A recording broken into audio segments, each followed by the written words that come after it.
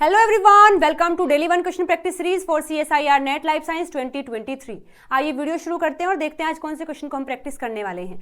तो देखिएगा आज की इस वीडियो में जो क्वेश्चन हमारे सामने है ये जून 2021 शिफ्ट 1 का क्वेश्चन है, यूनिट नंबर 1 यानी बायोकेमिस्ट्री का क्वेश्चन है। यहाँ पर आपको 4 स्टेटमेंट दी गई है 1, 2, 3 एंड 4। आपसे पूछा है arrange the DNA fragment in the order of decreasing the melting point या फिर मेल्टिंग टेम्परेचर। यानी कि यहाँ आपको 4 DNA के सेगमेंट दिए गए हैं, आपको इन चारों को डिक्रीजिंग ऑर्डर में सेट करना है on the basis of the melting temperature. यानी कि कौन सा DNA कितने टेम्परेचर पर मेल्ट करेगा उसमें आपको डिक्रीजिंग ऑर्डर में रखना है। ठीक है, तो इस क्वेश्चन को सोल्व करने के लिए आपको बस केवल एक बात पता होनी चाहिए कि अगर किसी DNA फ्रेगमेंट में GC का कंटेंट ज़्यादा होता है तो उसका मेल्टिंग टेम्परेचर भी ज़्यादा होता है।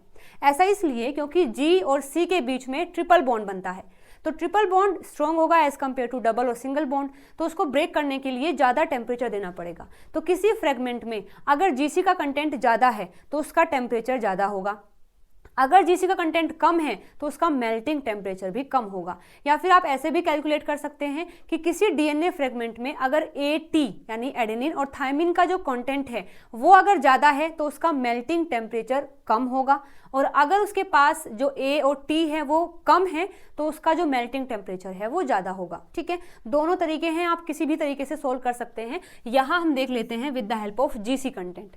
तो बात करते हैं फर्स्ट फ्रेगमेंट की। तो यहाँ पर देखो, देख लेते हैं कि GC कितने हैं। तो 1, 2, 3, 4, 5, 6 यानी फर्स्ट वाले में 6 हैं GC। ओके, सेकंड की बात करते हैं। यहाँ 1, 2, 3, 4, 5, 6, 7, 8, 9, 10, 11, 12, 13, 14। तो सेकंड में 14 GC हैं।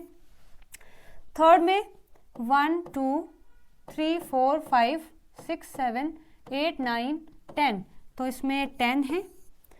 फोर्थ की बात करें तो 1, 2, 3, 4, 5, 6, 7, 8, 9, 10, 11, 12, तो इसमें 12 है। तो सबसे ज़्यादा जो GC कंटेंट है वो सेकंड वाले में है, तो सबसे ज़्यादा मेल्टिंग टेम्परेचर भी B का होगा। तो B को हम सबसे पहले रखेंगे क्योंकि क्वेश्चन में कहा है डिक्रीजिंग ऑर्डर में।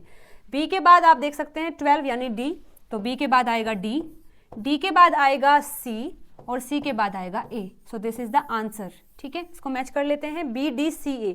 BDCA यानी first option will be the right answer for this question. ठीक है, तो क्वेश्चन काफ़ी आसान था, हमने सोल्व भी कर लिया है। अभी भी अगर कोई डाउट है तो आप कमेंट करके मुझसे पूछ सकते हैं। मिलते हैं अगली वीडियो में नए क्वेश्चन के साथ में। Till then bye bye, take care.